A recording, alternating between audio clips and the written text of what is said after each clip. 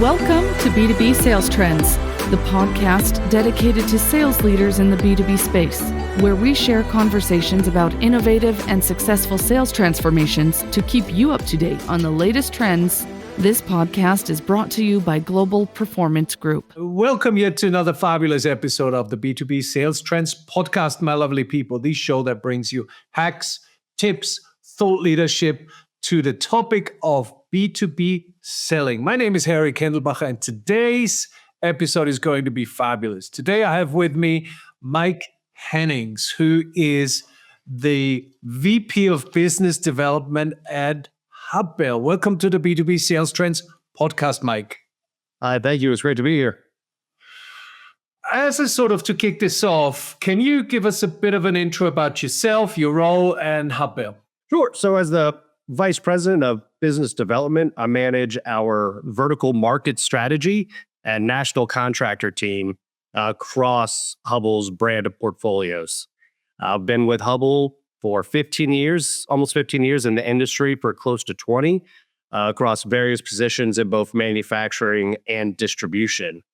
And Hubbell is a just short $6 billion company focused in the electrical space. Multiple manufacturing sites across the U.S. and the globe with distribution centers all over the world, serving various vertical markets. Primarily myself focused on renewables, data centers, fuels, transportation, EV infrastructure, and again, our national large contractors and EPCs. Right. And Mike, thank you for this introduction. In our pre-meeting to this recording, we discussed a little bit about the fact that you are selling through the channel, basically, and through distributors. So, in channel sales, there's often sort of a tendency to treat distributors purely as sort of customers, but some companies really take a more collaborative approach. You shared a couple of ideas on that topic. What does, in your opinion, a true partnership with the channel look like? And what kind of relationships do you need to practice?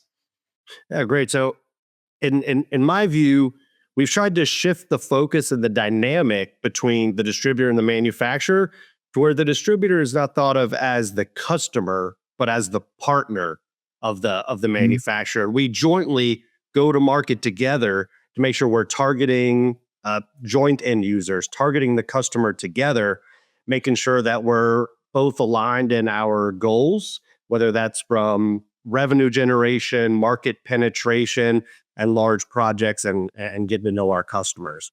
Right? There's a mutual dynamic that has to happen between both of us, where we're supplying a lot of training, ensuring that our distributor partners are equipped with the tools and the knowledge to advocate on our behalf, while we at the same time are out talking to the customers together, advocating for them as well.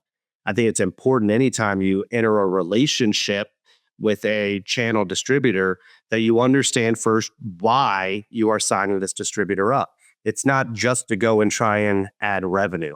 It's to understand that we're adding new customers. We're both targeting new markets that we're trying to penetrate together, that we're making sure that we're setting up a lot of communication and regular touch points, both informally and formally with leadership, to ensure that we're giving each other feedback. We're talking about who we're targeting, why we're targeting, where we're being successful, as well as being honest about where we're not being successful and how we can work better together.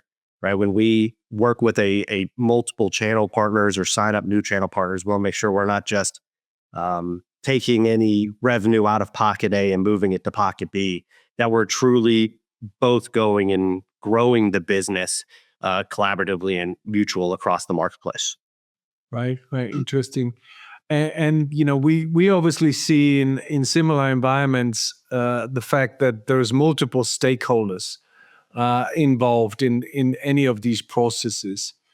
How does your sales team help those distributors to stay relevant and add value throughout that complex sales process with all those different stakeholders?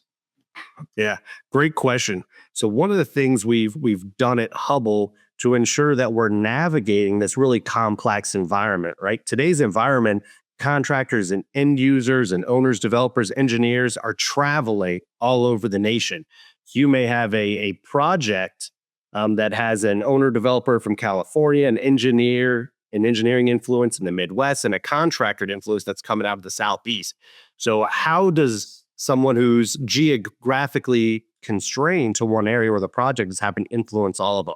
So we stood up a vertical market business development organization at Hubbell that has individuals that are focused on owning, understanding the different vertical markets, right? So if we take a solar farm, for an example, or a data center, we have individuals that are following the large end users, owners, the contractors, the engineers, wherever they go to ensure they're getting the same customer experience for Hubbell. Now, what that does for our channel partners that are in the geography is it brings a lot of expertise to them, helping them to understand and educating them on the intricacies and dynamics of this specific project, of the specific market, or the specific contractor that we may be targeting, right? What types of products do they like to use? What types of solutions had they used in the past? Where have we had problems in other parts of the country, and how did we overcome them to, you know, provide that distributor with the ammunition, the intelligence they know on how to influence and win with this contractor locally, to make sure that they're winning these projects. Ultimately, adding a lot of value to our local sales reps by bringing in our national experts to bolster that relationship and increase the chances of winning in the market. Interesting. It's obviously challenging to sort of balance the loyalty and advocacy from both sides, manufacturing and distributors, right? And your reps are expected to really advocate for both the manufacturer and the distributor. So how do you coach your team to sort of, strike a balance and build trust with both sides without creating too much conflict? Because I can imagine there is some tension in there.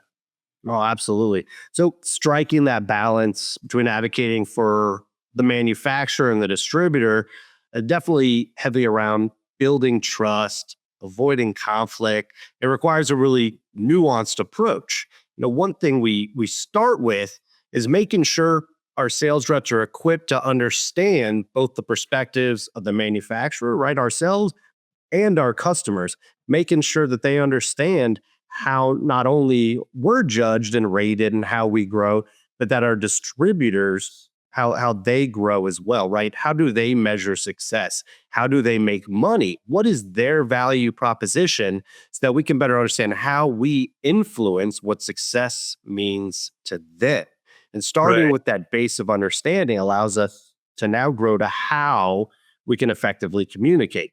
And the communicate, first off, starts with transparency. By building that trust, help prevent misunderstanding and being very honest. But we always encourage honesty in all communications, even if the news is not positive. That helps build the credibility and trust, right? We make sure to train our reps. We put them through various negotiation trainings, problem-solving workshops to make sure that we're helping them know how to navigate both those positive and good negative conversations. And by really focusing on those areas and coaching them effectively to represent both ourselves and the distributor. Because if we only consider our own best interests or only considering their best interest, right, we're missing on that first point we talked about of we need to be partners and we both need to be growing together. In our pre-call, we talked a little bit about the sort of the fact that the sales teams really need to challenge the current thinking, the current status, and there's a couple of different ways of how to do this, and a lot of the sales teams are still relying on classic discovery questions, for example, asking about pain points and challenges and so on. But we see more and more companies really lead with insights or, more importantly, with outcomes. And actually, that's what we're focusing is how do you deliver outcomes effectively, and how do you have that conversation on outcomes with the client instead, right? Than the typical same old, same old. In your opinion, what does that shift look like in your world, and how do you enable your teams to bring that kind of forward-thinking value into a conversation?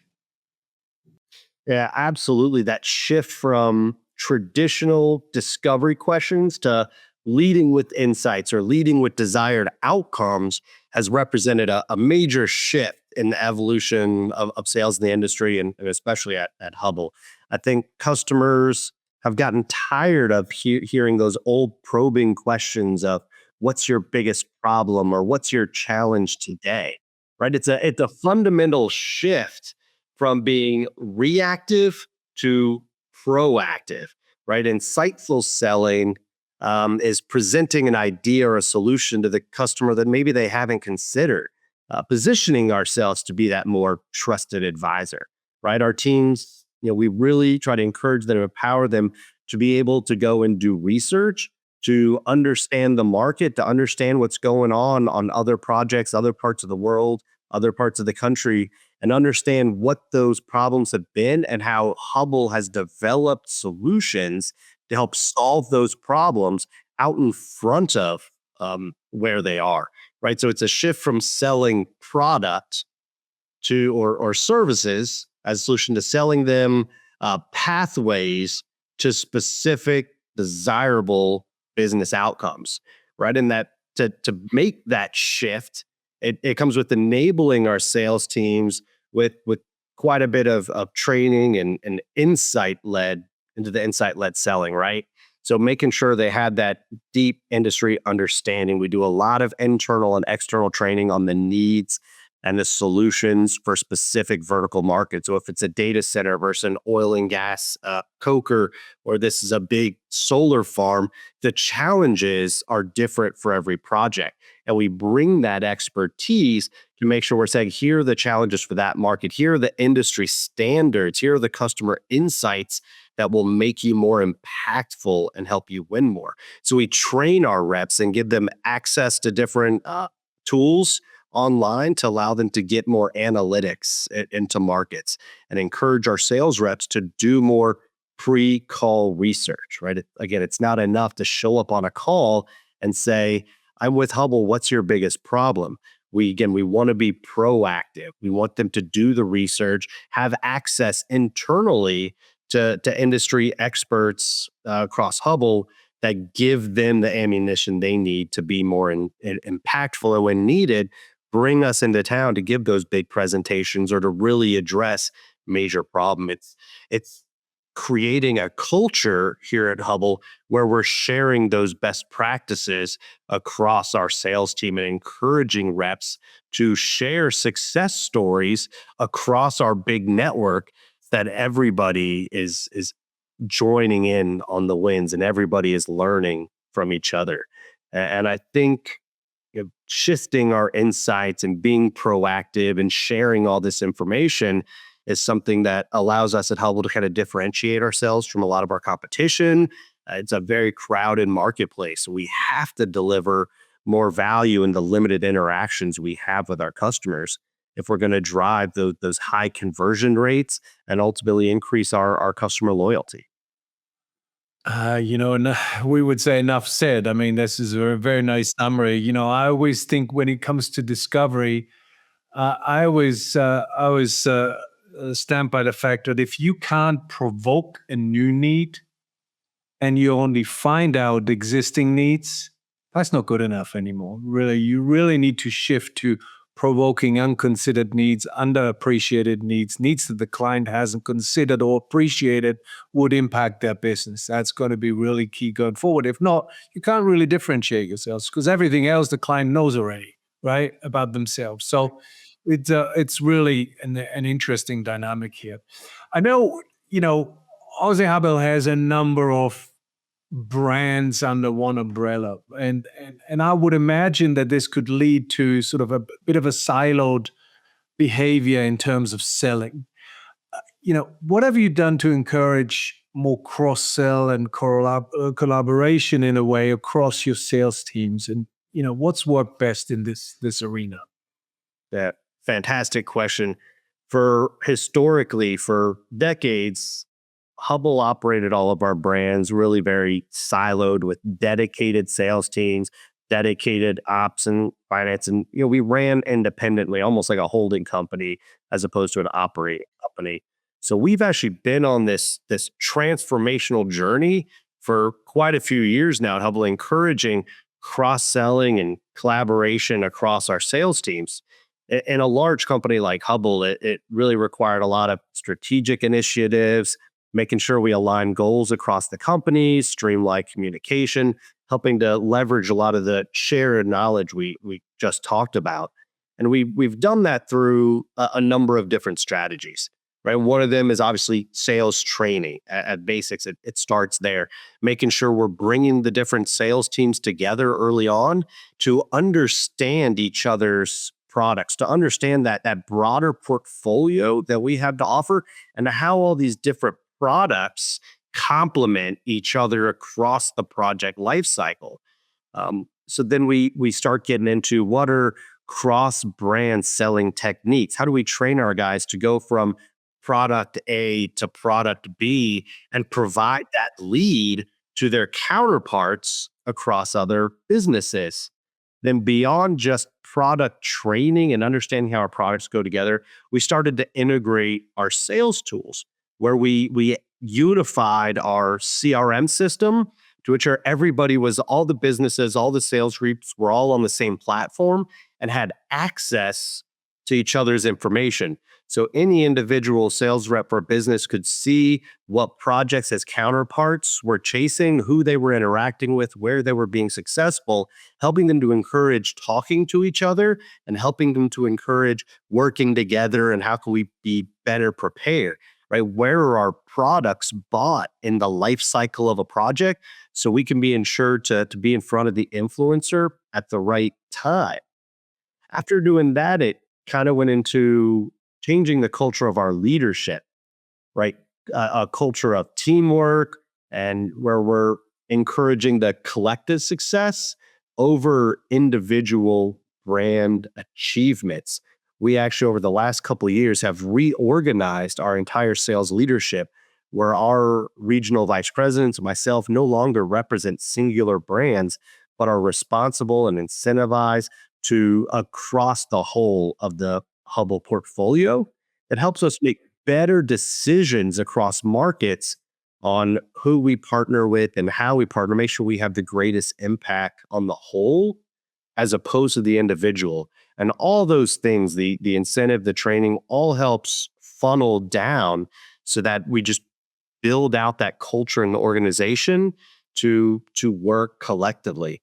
And then I think one of the biggest impacts, one of the things that's been the most impactful at Hubbell, and I'm going to brag on the business development vertical and national contractor teams I've helped strategically build, is putting actual cross-brand specialist teams across the U.S. that we represent all of Hubbell. When we approach an end user, we work with an EPC, an engineering firm, a contractor, and we're influencing the end user. We are always talking about the solution, the full basket of products for that product or for that market, making sure we're writing specifications that influence across our products as they build on each other.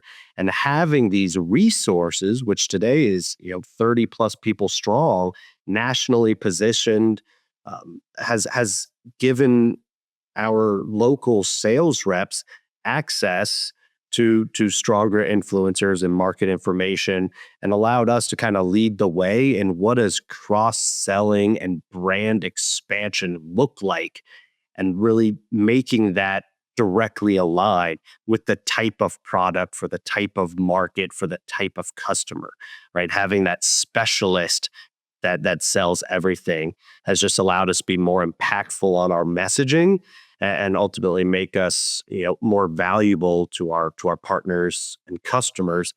Teaching them to think of Hubbell as a collective, as opposed to a siloed brand. Love it. Love it. Wow, packed with a lot of lessons in there. What would you say that is, your top lesson out of all of the stuff that you've talked about in terms of channel alignment? What's that one lesson that you've implemented, you've learned about aligning sales teams and distributors that made the biggest difference to either financial success or others? For me, I think it goes back to one of our first topics, and that was shifting the mindset of the distributor manufacturer relationship, that the distributor is not a customer. The distributor manufacturers are a partner in a collaborative relationship, targeting customers together for that joint growth, right? Knowing why we're partners and who we're targeting to win, that we need to be going into battle together to ensure that greatest market penetration, make sure we're both reaching our revenue goals. I started my career in distribution, and I didn't have that look at the relationship. I almost considered the manufacturer, distributor, end user relationship like a hierarchy, where the manufacturer took care of me, the distributor, and me, the distributor, I took care of the end user. However, it wasn't long after I made that shift to the manufacturer, I really started to realize the greatest impact I could have as a manufacturer was ensuring the end user was asking for my product. It really changed my mindset. Why would the distributor invest revenue, invest time, invest stock into my product portfolio if their customers aren't asking for it? Realizing that we're stronger as a team shifted my entire approach, and I really saw immediate impact. I saw long-term growth. The relationships were better. Everybody was happy to see each other. We weren't competing with each other, and that's something I just really, really preach today throughout our organization, specifically within my business development organization, that we ensure our customers are asking for our product, right? Driving that demand to grow brand equity for Hubbell across all of our brands with a solutions-based approach to sales. I think it's been a winning strategy and a great life lesson. I almost had to learn the hard way. That is something that is very, very close to heart today and always on top of mind when I'm approaching the market. Love it. My final question, Mike, is always the same for every single podcast episode that we're doing, which is, what, in your opinion, do elite salespeople need to possess in terms of skills and behaviors to make them elite salespeople? What are the top 3 things in your mind that top salespeople need to do to be elite? Right. So I'd say number 1 for me is that that drive, that competitive, inherent, just that need to win. That guy that can't stand to lose. And if he loses, he's not pointing fingers. He's trying to figure out, how can I win the next one? That drive to be the best. That guy that puts his pants on every single day, ready to attack the market, right? That's kind of an inherent characteristic within a salesperson. It's the one thing that can't be taught. That's something you have or you don't have. The second thing for me is that doing the research. I think doing the work, taking the time to understand your market, understand your products, how they all play together, doing the work before just getting in front of the customer and talking. So I'm not just saying words or asking questions. I've done the research. I know what my goal is, and I'm driving towards that goal on every sales call I make. There's a purpose to my call. There's a purpose to my meeting. And then I think that the final thing that makes a salesperson really successful is being good at working collaboratively, using all of the resources across their organization and the organization they're calling on to build this network to be successful. It's never calling on one person at a channel or one person at a contractor or utilizing one person internally at within your organization. It's knowing and learning how to navigate it and where all the people play together so you can really be impactful, and you can go back to being able to advocate effectively on the distributor, the contractor, and your own behalf. And you need to be able to do that, right? To play chess as opposed to checkers as you're on your mission. Fabulous. You've heard the top three things here, my lovely people. Drive to compete, the research and the preparation, and working collaboratively across the internal customer team. Mike, thank you. This was fabulous insights. I know our listeners very much appreciate your thought leadership on the topic. Thank you for taking the time. Yeah, Harry, thank you so much for having me today, giving me the opportunity to talk about sales, a little bit about what Hubbell does. I'm very passionate about the industry and how to lead sales. I hope a little bit of that came out on our podcast. And again, thank you for having me. 100%. My lovely people, 2 calls to action for you. Go to the B2B Sales Trends.com site, share this with others, subscribe to it, listen to previous episodes if you wish, and go to our YouTube channel, B2B Sales Trends Podcast, as well. Subscribe and like it. That would help us out. Until the next episode, look after yourself, look after your loved ones, and your B2B customers. Thank you, and bye-bye.